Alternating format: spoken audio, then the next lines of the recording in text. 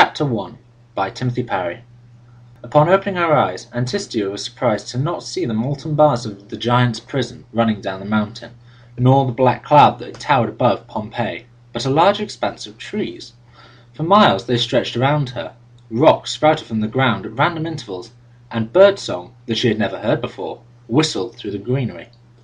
She did not think she would live to see another sun, yet here she was.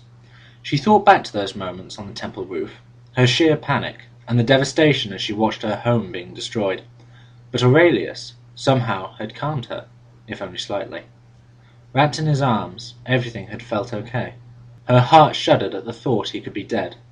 No, he can't be, she forced herself to believe. Antistia did not understand. Why had the gods saved her, but not Aurelius? "Where am I?" she cried out, as the tears started to roll down her cheeks. "Get a hold of yourself, Antistia. She slapped her cheek. Focus. There must be something here. You just need to have a look around. See if you can find a town, or maybe a temple." Pushing on her hands to prop herself up, she found the ground was soft and surprisingly moist. She then noticed that her back also felt wet. She quickly got to her feet, trying to brush off the soggy grass that clung to her stola. A warm breeze caressed her bare arms as the sunlight was filtered through the leaves above her. She followed the stream of light through the branches, and clambering over the rocks, found smaller trees in the distance. Grabbing hold of one of the branches, Antistia hoisted herself up, scaling up the tree. She found that, unlike those at home, the leaves pricked her delicate hands. Her stola tore as she climbed, and her toes stubbed against the rough bark. The leaves started to thin around her, and with aching arms, she finally reached the top. From this height, Antistia had a clear view of the wide plain that lay before her. The thick forest spread into a barren land of ruins, divided by the curves of a river.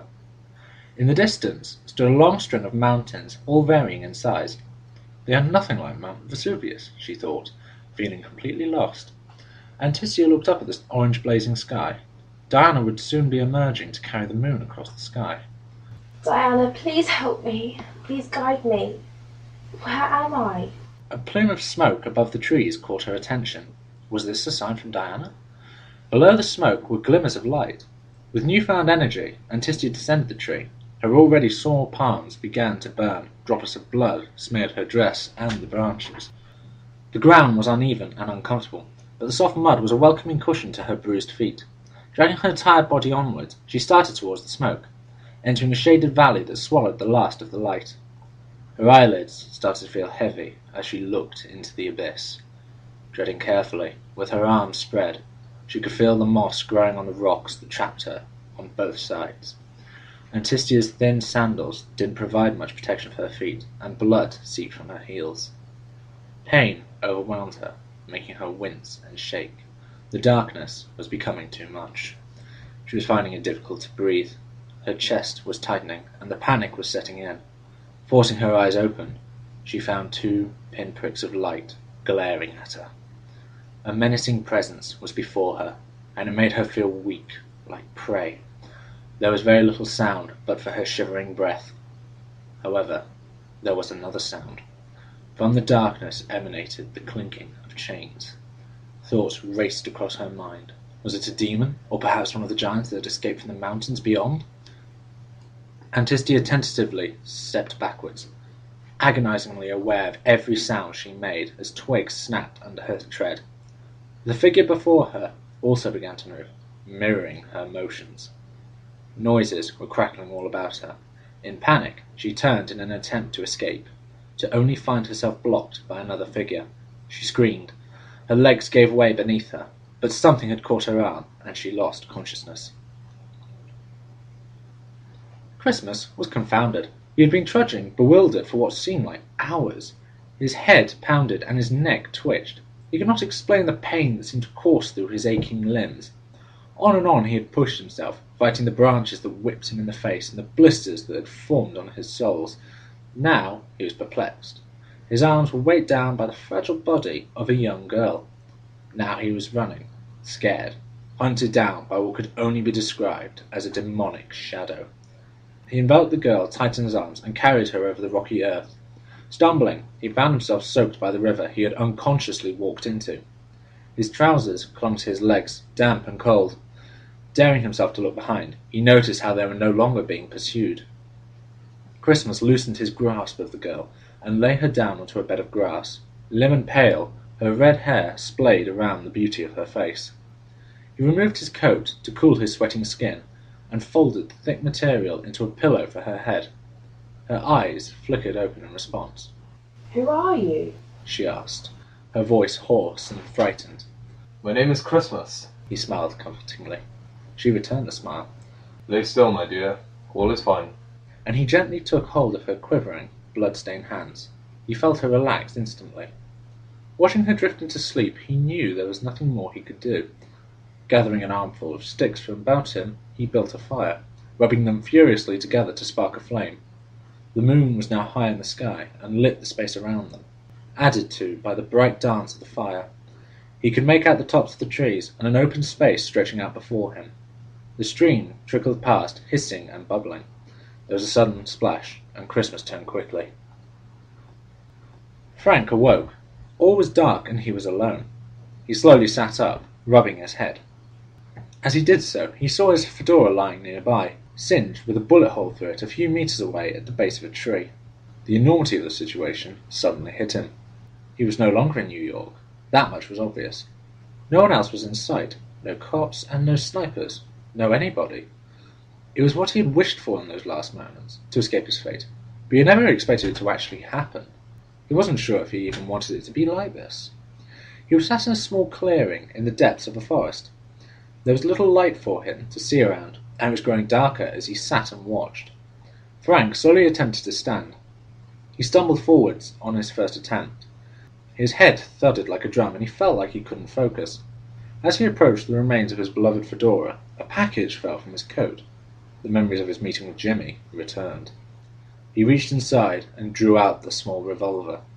If he ever needed it, now was the time. He disregarded the packaging and gripped the gun in his hands, as though it was a lifeline. He took one last glance at his fedora before starting off into the wilderness. Tripping over a few roots along the way was inevitable. It was impossible to notice them in the dark undergrowth, but with each time he became more on edge that he would accidentally fire a shot. For all Frank knew, they may even be looking for him here. In the distance, he could see the flicker of a flame. He squinted ahead, trying to make out what it was. As he did so, he stumbled again into a thin stretch of stream and made a loud splash. He whispered a curse and leapt forward to be concealed behind a tree. There were two figures around the fire. Frank couldn't see any more from his distance. Only one was sat up, the male. He looked fairly elderly. The creases in his face were obvious within the light of the flame, as his eyes skirted around the clearing for the source of the disturbance. Lying upon the ground was a young woman, possibly in her late teenage years. He had never seen the style of the dress she wore before. He raised his revolver at the man. Should he kill them? Jimmy had always taught him to take out that what stood in his way, no matter the circumstances. But it was Jimmy who had gotten him into this mess. He couldn't afford to go another way around them. He would blow his cover. Frank decided to stick with what he had been brought up on. He raised his gun and stepped out from behind the tree, in full view of the pair in front of him, the revolver pointing to the man's head, his finger on the trigger.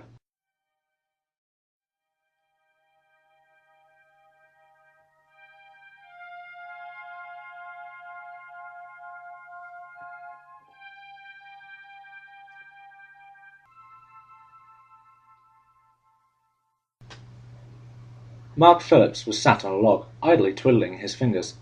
His recollection of the day's events was a bit of a mystery to him. He just could not grasp how he had managed to get where he was. The anchor's chain had dragged him off of his ship and plunged him into the sea, hadn't it? He shouldn't have found himself so far inland. If he had woken on a shore, then there would be some explanation, but there was no sea in sight. He had resigned himself to Davy Jones's locker, what felt like mere moments ago. Even the sun's position told him very little time had passed, that is, if it was the same day. He had decided to explore this new area. The forest was thick, but familiar. He knew he was in the new world, though he hoped the 13 colonies had no influence nearby, as he would surely be hunted on sight. It was pretty hot in his high-collared raincoat, but he could not part with it. Over the years he had grown used to its weight, and it provided plenty of pockets to hide useful items, such as coin, blades, scraps of food, pistols and shot, etc. Mountains could be seen in the distance, and being the only landmark he could see, Mark decided to head for them. As he walked for what felt like at least a couple of hours, he noticed a cloud of smoke in the sky to his right. Making a snap decision, he made for it. Should there be any bounty hunters or bandits to threaten him, he would deal with them. Very few men would stick around once the anchor on his back acquired motion. It was getting late. The sun was beginning its descent into the west, and the forest became darker. Mark chuckled to himself. A fitting environment for a demon such as he. When he encountered a tree that blocked his path, he unfurled his mighty weapon and destroyed it. Whenever he found a boulder preventing him from going on, he smashed it. It was a warm-up session, should any enemies appear. Eventually, he came upon a small ravine. The darkness of the evening made it all the more eerie. Fear was something he had suppressed within himself. It was his tool, not his enemy. Waiting for a few minutes, he heard someone, or something, moving behind him. Turning slowly, he had been surprised to find that a woman, wearing a bizarre gown, was following in his wake. Stopping, he faced her to determine whether she was friend or foe. At first, she seemed dazed, but within moments she started panicking. Mark began moving towards her to catch her should she fall. However, another, her companion perhaps, had caught her. This man took one look at him and fled in the other direction. Mark sighed to himself. Fear was not useful in this situation. Intrigued to find out who they were and where he was, he gave chase. Their speed, however, was far greater than his own, if not because he was weighed down by an anchor, and within minutes he had lost track of them. No matter, he thought. Hunting them will be a good distraction. A few hours later, and Mark was no closer to finding them. As night had fallen and concealed their tracks, he meandered around aimlessly. A gunshot could be heard through the forest, followed by a piercing scream. Centering on the sound, he moved himself towards the source. A thin river ran through the forest ahead of him. The sounds of raised voices were dead ahead. He discerned it to be male, and if the shrieks were any indication, the bloody cur was assaulting a lady. Increasing his pace, he came across a rather curious scene. Antistia had been nestled in Aurelius's arms once again on the temple roof, when a sound resonated around her. The bang was unlike anything she had ever heard. It had reminded her of the mountain as it gave way to the giant. She was jolted from her sleep to witness the man called Christmas standing outstretched in front of her, directly in the pathway of another man. The stranger was holding an unusual black item to Christmas's face. A scream tore from her dry throat. "I'm not going to ask again," the man said aggressively. "Who are you, and where am I?" I'm Christmas. Came the stutter. Are you freaking kidding me? He marched forward, thrusting the item towards Christmas's forehead. Tell me the goddamn truth! Calm down. Christmas raised his hands. Calm down. I'm no threat to you. Please, sir, lower the gun. If not, kill me, but at least let her go. There was a hesitant pause, broken with the delicate voice of Antistia. I don't understand. The man lowered the tool, looking at the two of them suspiciously. A soft clicking sound came from the undergrowth nearby. Everyone whirled around to it. Another man, a giant man, emerged with a similar black item thrust before him. "You'd best lower that weapon, boy. Let the lady go, unless you wish to be toasting the devil shortly." Antistia couldn't be more confused. She frantically prayed to Diana to rescue her from these strange men. The newcomer towered over them. She could only see his eyes, the same eyes that had haunted her the night before. Everything was hidden by his hat and his garment. The man called Christmas spoke again. "Gentlemen, there is no need for this violence. We're all as lost as one another. I want to know who you are as much as you want to know who I am." "I'll hold my gun if you put down yours," The first man said to the giant. "Do you really think you're in any situation to bargain with me? Lower your weapon and, perhaps, I'll stow mine," the giant replied. Both men simultaneously dropped their arms to their sides. Christmas hovered uneasily. He had no idea how to address this scenario. He could hear the muttering prayers of the young girl behind him. My lady, are you okay? She ceased her whispers and gazed up at him. I would be better if you would all be quiet and let me think. Christmas swallowed his words, taken aback by her abrupt response. The tall pirate-looking fellow shunted him aside to speak with her. "What be your name, lass?" I have no idea who this lass might be. She rose to her feet and looked him straight in the eyes. But I am Lady Antistia Marcia Amalthea, daughter of Oppius Marcius Amaltheus Tremorus, Senator of Rome. Christmas was troubled. He had focused his own studies over the years and educated himself in the history of Rome. He had the uttermost respect for this young lady that was before him, but could not rightly understand how on earth she could exist in this time. Then again, he had no idea what time this was precisely. Anything was possible. He pondered for a moment, eyeing over the tall man with his one good eye. If I'm assuming right, he's a pirate. We'll call you Tia from now on, then. Any objection? The pirate man chuckled. No, you will address me as Lady Antistia Marcia Amalthea, pointing at him with her finger. The large gentleman shifted, wrapping a large chain around his right arm. He pulled a massive object from his back and shouldered it. He looked at her questioningly. Then again, Tia is fine. She stammered. But who are you? You may call me Captain Mark Phillips, the Anchor Demon. So, anchor for sure? The first man joked, to which the captain slammed his anchor to the ground with a threatening growl. No need to get aggressive, Marcus. Antistia interrupted. Now you. She turned to face the still unnamed gentleman. Frank Costello. Pocketing his gun in his coat and stretching out a hand. He fleeted a small smile. But you can call me Frankie. Christmas moved forwards to shake Frank's hand. Nice to meet you. Frank raised an eyebrow. Christmas? My birthday. Is that an American accent I hear? It is. You look like a holy man. I ain't got a clue about your accent. Pasta, and Welsh through and through. Christmas smiled.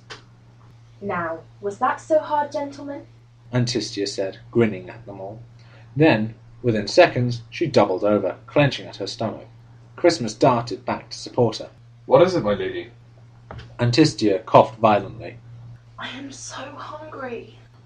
Mark tusked in annoyance. Reached into his coat. He retrieved a small, soggy chunk of bread and offered it to Antistia. Here, eat this. It's all I have with me. She looked at it doubtingly, still reluctant to trust this demon. It's fine, if a little old. I had some earlier, most of it, in fact. These are the scraps that remain. Antistia chewed her lip in consideration before taking the bread, suspiciously, from his hands. While she devoured the bread hungrily, the others watched, desperately trying to force away the thoughts of their own hunger. Frank suddenly felt a tremor through the forest floor. He looked around. He scanned the tree line, trying to find the source of the rumbling. However, all that he could see was the dark canopy. He turned to the others to see the colour drain from Antistia's face. Not again. Why, Jupiter, why? She exclaimed. The sound of hooves thundered towards them. Screams and shouts filled the air. War cries. They were all too familiar to Frank. A faint whistling filled the air. Arrows. Take cover! Frank yelled, grabbing Antistia and pushing her to the shelter of a tree. Christmas and Mark fled to the rocks. A rain of arrows showered the clearing they had occupied only moments ago. The only sound then audible was the sound of horses coming ever closer. Frank gripped Antistia by the arms. Run!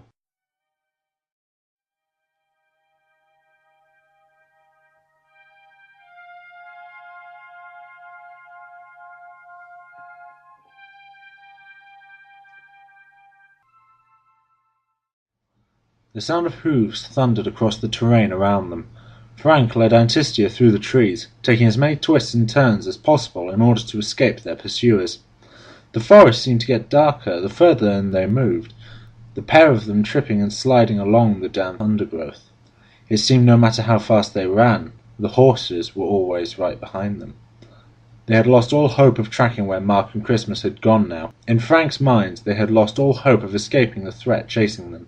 He couldn't understand how he had not picked up that they were being watched sooner. Suddenly, Antistia slipped and fell to the ground. Frank let go of her arm and carried on slightly before stopping. He turned to see her struggling to stand. She seemed to have twisted an ankle. The hooves circled around them. They were sure to be found soon, if they lingered. She cried for Frank's help, but in that moment he felt detached of emotion, an experience which was all too common for him. He didn't even know this girl. Why should he care about what might happen to her? He may even have a chance of escaping without her. and Tistia's whimpers slowly turned to screams as she realized the horsemen were almost upon them. War cries came once more from the hunters. It was a matter of seconds. Frank fumbled with a small gun in his hands. What should he do? Jimmy had always told him emotion is the death of every man. Should he risk his life for her? Horses broke through the trees, the riders carrying mighty bows and arrows with the deadliest of tips. A few of them carried rifles, yet the way they held them showed that marksmanship wasn't second nature to them.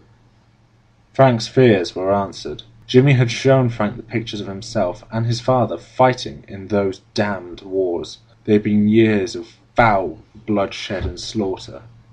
For what? To claim small bits of land that were impossible for growth and housing? Perfect.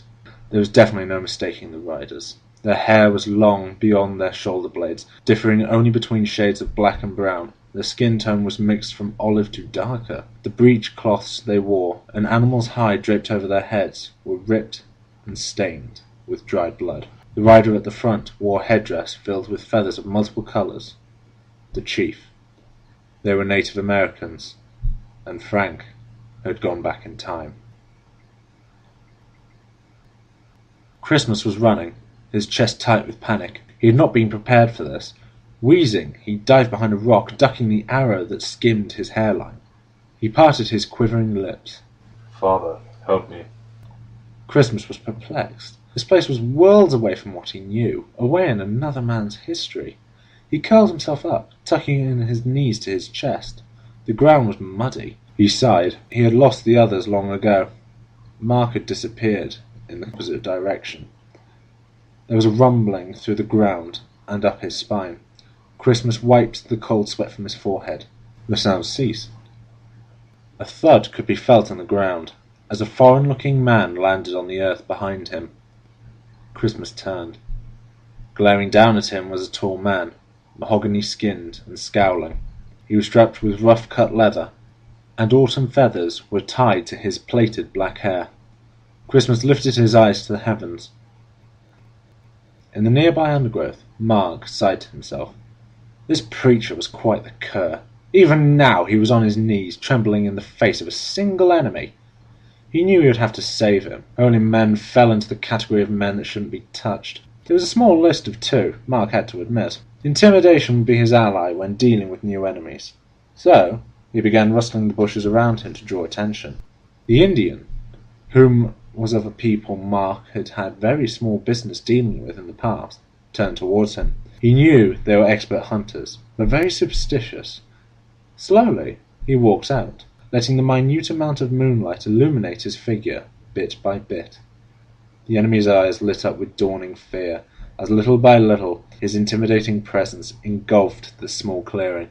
Steadily, he unshouldered the anchor on his back, to scare the man off. To Mark's surprise, the fearsome warrior, at least by reputation, ran away in the space of seconds. "Seeing as how the gentleman's left us, perhaps you'd care to accompany me, Christmas," Mark said. Christmas sat speechless for a moment before getting to his feet. Thank you, sir. I very much appreciate your help. Bless you, man. With that, the two set off in the hope of rejoining the others and having no more, or at least fewer, Indian encounters. "Hear no more," grunted the chief, skirting quickly around the spot Frank had stood moments before, and prodding the floor slightly with his longbow. "Not gone far." The riders moved away, not as fast as before, yet constantly searching the grounds they passed. Frank didn't dare to breathe until they were out of sight. You okay? He whispered, finally taking his eyes off the spot where the natives had vanished. And Tistia peered up at him. She had wrapped her arms tightly around her head and knees and had been shaking wildly. I am... what? Obviously, Romans never used the term okay. Frank tried again. How are you feeling now? Oh, I am fine. Have they left? I cannot hear them anymore. Yeah. Let's stay here for a while. To be safe. She nodded silently. They had hidden behind a mass of greenery and hedges moments before the horses had disturbed the area. If it had been daytime, then they would have been spotted straight away, yet the approaching evening had aided them. Frank managed to lower his pistol and relax ever so slightly. For now, at least. You were going to leave me. It was a statement, not a question, so Frank did not answer. Instead, he ran his fingers across his gun once more. It reminded him of his father. He would give anything to see him again, especially now. Why did you come back? Frank shrugged in reply. Why did you come back? She repeated, obviously thinking he hadn't heard her. Again, it would seem Romans didn't shrug as a response. I don't know. So you risked your life because you did not know? Frank sighed, absent-mindedly drawing in the soil with his index finger. I did it to right my wrongs. He muttered. Antistia sat confused. She did not understand. Why would he come back for me? He doesn't even know me. He was going to leave. Why did he not? Looking across at Frank sitting next to her, she whispered. Thank you anyway. Where do you think the others are? How would I know? I'm not psychic. He replied bluntly. They're probably long gone by now. Psychic? Actually, never mind. I hope the other two have not been caught. She said, looking down at her feet. She hadn't noticed how dirty she was. Her sore palms were caked in mud and dried blood. Just then, a sound broke through her thoughts. Tia? Frankie? She wasn't imagining it. Someone was calling their names. It must be Marcus. She had never known such a hard voice, yet in that moment it was strangely comforting. Looking up towards the voice, sure enough, she could see a large bulk of a man running towards them, with a smaller one not far behind.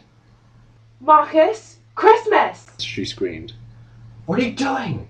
You're going to give away our position. Frankie hissed from behind her. Too late, an arrow hit the ground just to the side of Antistia. Before either Frankie or Marcus had had a chance to draw their weapons, they were surrounded by these strange, mud-painted men. Arrows pointed threateningly at them. You, come with us.